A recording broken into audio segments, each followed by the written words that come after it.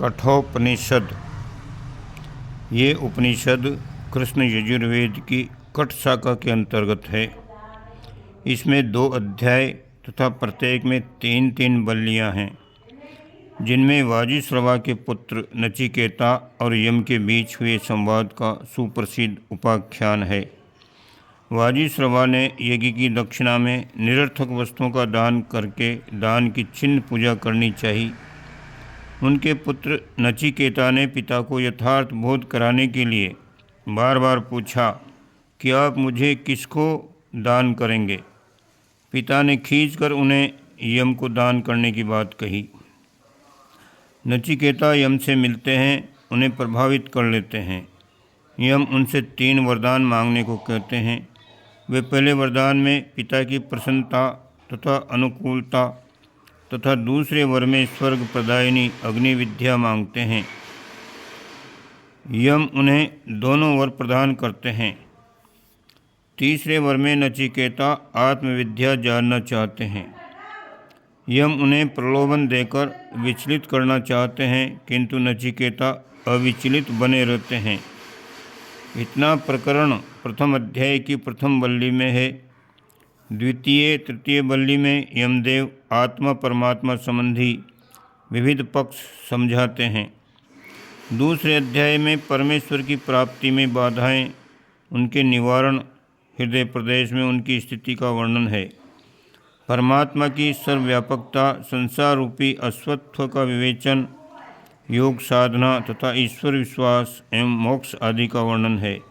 अंत में ब्रह्म विद्या के प्रभाव से नचिकेता को ब्रह्म प्राप्ति होने का उल्लेख है। शांति पाठ। अथ प्रथमोध्यायः। प्रथम वल्ली। ये कथा प्रसिद्ध है कि यज्ञ फल की इच्छा रखने वाले वाजिश्रवा ऋषि के पुत्र वाजश्रवस यानी उद्दालक ने विश्वजित यज्ञ में अपने संपूर्ण धन आदि पदार्थों का दान कर दिया। उनका नचिकेता नाम का एक पुत्र था। जिस समय ऋत्विजों द्वारा दक्षिणा में प्राप्त जराजीर्ण गोयें लाई जा रही थी, उन्हें देखकर अल्पवयस्क नचिकेता के हृदय में श्रद्धा का संचार हुआ।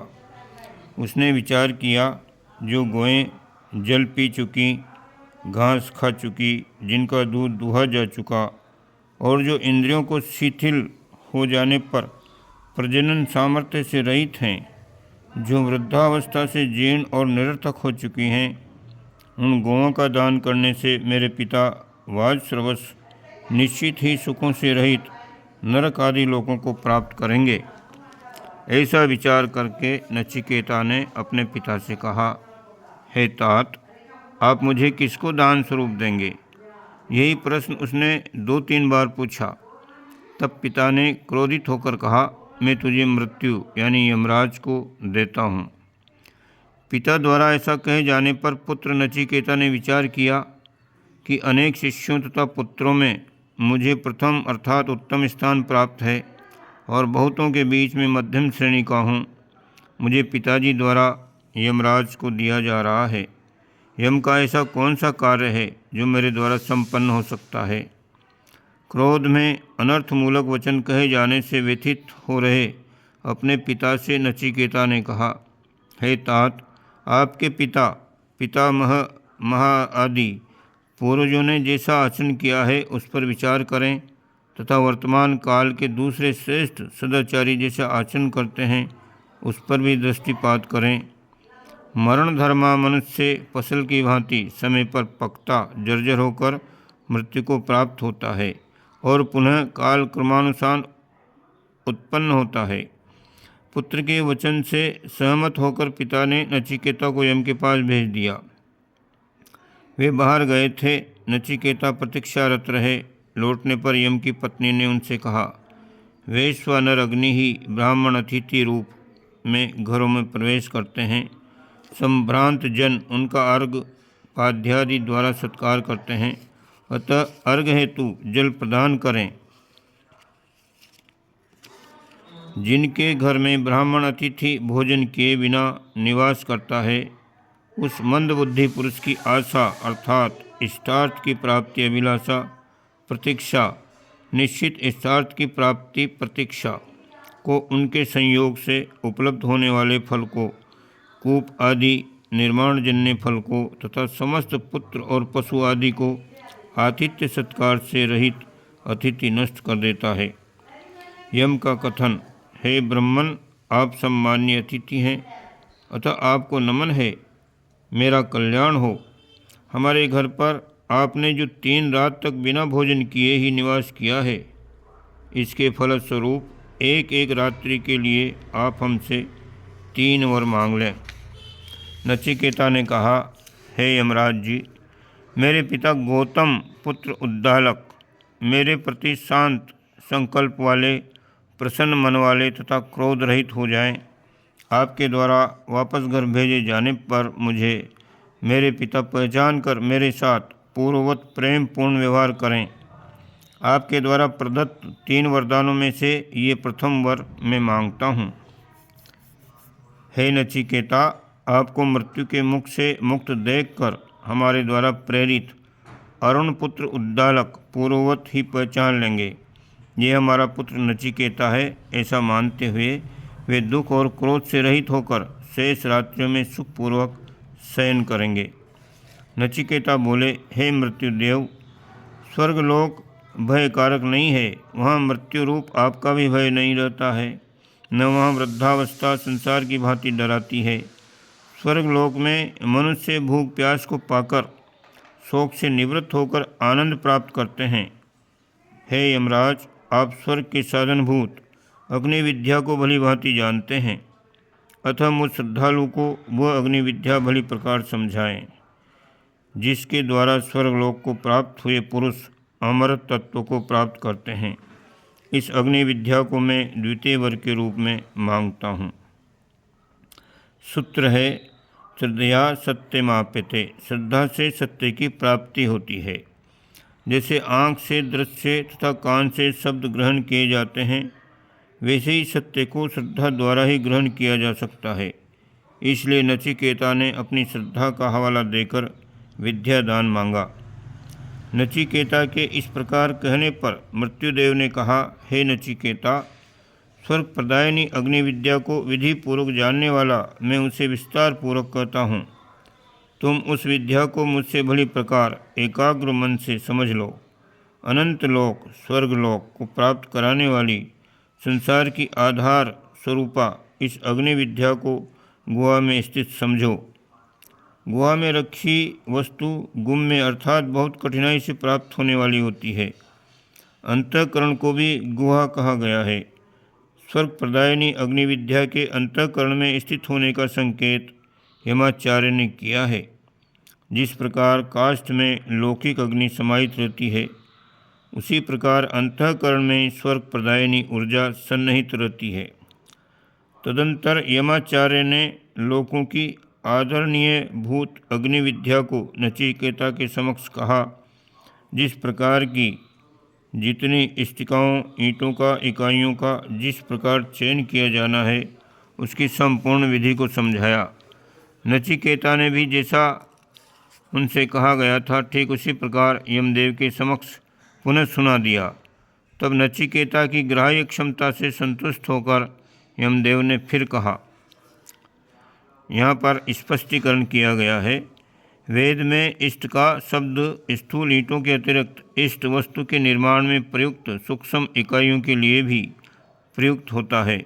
यहाँ स्थूल ईंटों के स्थान पर अग्नि की सूक्ष्म इकाइयों का भाव भी ग्राह्य है। लौकिक अग्नि में भी विभिन्न इकाइयाँ शामिल होती हैं। इनमें ताप यानी कैलोरी, प्रकाश, ल्यूमेन तथा रंग, कलर, स्पेक्ट्रम आदि सबको पता है। स्थूल अग्नि के अनेक अन्य गुण भी उसकी इकाइयाँ कहे जा सकते हैं। यहाँ स्वर्ग प्रदायिनी दिव्य अग्नि की इकाइयों तथा उनके चयन की बात कही गई है। गुहा अंतःकरण में स्थित ऊर्जा की इकाइयाँ बीज रूप में स्थित दिव्य प्रवृत्तियाँ कही जा सकती हैं। उन्हीं की जागरण एवं संयोजन से व्यक्ति विद्वान, कलाकार, वैज्ञानिक आदि स्तरों तक पहुँच जाता है। यमदेव ने नचिकेता को स्वर्ग तक पहुँचाने वाली दिव्य अग्नि ऊर्जा के लिए आवश्यक सूक्ष्म इकाइयों तथा उनके संयोजन का रहस्य बतलाया है। महात्मा यमाचार्य ने प्रसन्न होकर नचिकेता से कहा, आज मांगे गए 3 वरों के अतिरिक्त एक वर और भी देता हूँ। मेरे द्वारा कही गई ये अग्नि विद्या अब तुम्हारे नाम से ही प्रख्यात होगी। तुम इस अनेक रूपों वाली शब्द रूपिणी ज्ञान तत्वमयी माला को स्वीकार करो। त्रिविध नाचिकेत विद्या का ज्ञाता 3 संधियों को प्राप्त होकर 3 कर्म संपन्न करके जन्म मृत्यु से पार हो जाता है। वह ब्रह्म यज्ञ रूप स्तुत्य देव का साक्षात्कार करके निश्चित रूप से अत्यंत परम शांति को प्राप्त करता है। जो त्रिनाचिकेत विद्या के ज्ञाता इस अग्नि के इन 3 स्वरूपों को जानकर नाचिकेत अग्नि का चयन करते हैं, वे शरीर त्याग के पूर्व ही मृत्यु के पासों को काटकर स्वर्गलोक का आनंद प्राप्त करते हैं। हे नचिकेता, ये स्वर्ग प्रदान करने वाली अग्नि विद्या है। तुमने दूसरे वर में जिसका वर्ण किया है, मनुष्य आज से इस अग्नि को तुम्हारे ही नाम से जानेंगे और प्रयोग करेंगे। हे नचिकेता, अब तुम स्व अभिलषित तीसरे वर को मांग लो। नचिकेता ने कहा, मनुष्य की मृत्यु हो जाने पर आत्मा का अस्तित्व रहता है, ऐसा ज्ञानियों का कथन है। और अन्य कुछ की मान्यता यह है कि मृत्यु के पश्चात अस्तित्व नहीं रहता। आपके उपदेश से मैं इस संदेह से मुक्त होकर आत्मरहस्य को भली प्रकार जान सकूं। वरों में यही मेरा तीसरा वर है। यम ने कहा, हे नचिकेता, पूर्व काल में देवताओं ने भी इस आत्मा के विषय में संशय किया था। निश्चित ही आत्म तत्व नामक धर्म विषय सरलतापूर्वक जानने योग्य नहीं है। हे नचिकेता, तुम मुझसे कोई अन्य वर मांग लो, इस वर से हमें मुक्त कर दो। नचिकेता ने कहा, हे मृत्युदेव, इस आत्म तत्व के विषय में देवताओं को भी संशय हुआ था। आपका भी यही कथन है कि ये विषय सहजता से जानने योग्य नहीं है। विद्वजनों के लिए भी अगम्य होने से इसे जाना नहीं जा सकता। अतः इस आत्मज्ञान का उपदेशता भी आपके समान दूसरा मुझे नहीं मिल सकता, तथा न इसके समकक्ष दूसरा कोई वर ही है जो मैं आपसे मांग लूँ। यमाचार्य उसे प्रलोभित करते हुए बोले, हे नचिकेता, तुम 100 वर्ष पर्यंत जीवन धारण करने वाले पुत्र और पौत्रों को, बहुत से गौआदि पशुओं को तथा हाथी, स्वर्ण और अश्वों को हमसे मांग लो। पृथ्वी के बड़े विस्तार वाले साम्राज्य की मांग कर लो। स्वयं भी जितने वर्षों तक जीवन यापन की आकांक्षा हो, जीवित बने रहो। इस वर की तरह यदि कोई अन्य वर तुम्हारी दृष्टि में हो तो उसे भी मांग लो। धन संपदा तथा अनंत काल के निमित्त उपयोगी सुख साधनों, चिरस्थायी आजीविका को मांग लो। हे नचिकेता, तुम इस विस्तृत भूमंडल पर वृद्धि प्राप्त करो। हम तुमको कामनाओं, भोगों का इच्छानुकूलन उपभोग करने वाला बना देते हैं। हे नचिकेता, मृत्युलोक में जो जो भोग्य पदार्थ दुर्लभ हैं, उन सभी को तुम स्वेच्छापूर्वक मांग लो। रथ और कर्ण प्रिय वाद्य विशेषों से युक्त इन स्वर्ग की अप्सराओं को प्राप्त कर लो। मनुष्यों द्वारा इस प्रकार की स्त्रियां प्राप्त करना संभव नहीं है। हमारे द्वारा प्रदत्त इन रमणियों से आप अपनी सेवा शुश्रूषा कराएं। किंतु हे नचिकेता, मृत्यु के पश्चात आत्मा का क्या होता है, यह हमसे मत पूछो। नचिकेता ने कहा, हे यमराज, जिन साधनों का आपने वर्णन किया है वे कल रहेंगे भी या नहीं, इनमें पूरा संदेह है। साथ ही ये मनुष्य की इंद्रिय सामर्थ्य को भी क्षीण कर डालते हैं, जिसे आप दीर्घ जीवन के रूप में हमें देना चाहते हैं। वह संपूर्ण जीवन भी भोगों के लिए कम ही है। अतः रथ आदि वाहन एवं अप्सराओं के नाच गान आपके ही पास रहें, अर्थात मुझे इनकी कोई कामना नहीं है। मनुष्य को धन से संतुष्ट नहीं किया जा सकता।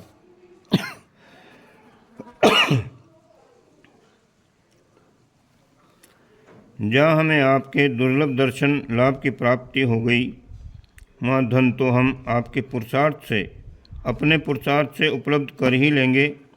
जब तक आप यमपुरी का शासन करते रहेंगे तब तक हम जीवित ही रहेंगे। पर हमारा प्रार्थनीय व्रत तो वह आत्मज्ञान से संबंधित ही है। हे यमराज, वृद्ध होकर मृत्यु को प्राप्त होने वाला ऐसा कौन विवेकशील मनुष्य होगा जो आप जैसे जरा मरण रहित देवताओं के दुर्लभ सानिध्य को प्राप्त करके भी अप्सराओं के सौंदर्य, प्रेम तथा आमोद प्रमोद जन्य क्षणभंगुर सुखों की अभिलाषा करेगा। हे मृत्युदेव, जिस आत्म तत्व के विषय में देवता भी संदेह करते हैं कि आत्मा का अस्तित्व है या नहीं है, उसके विषय में आपका जो भी सुनिश्चित मंतव्य हो उसे हमें बताएं। ये जो अत्यंत गूढ़ तथा मेरे हृदय पटल पर स्थित वर है, इसके अतिरिक्त अन्य किसी वर की नचिकेता को कामना नहीं है। नचिकेता अलिप्त व्यक्तित्व संपन्न व्यक्ति की ही इस प्रकार के प्रलोभनों को नकार सकता है। इसी आत्मनिष्ठा के आधार पर वह आत्म तत्व की प्राप्ति का अधिकारी बनता है। द्वितीय वल्ली।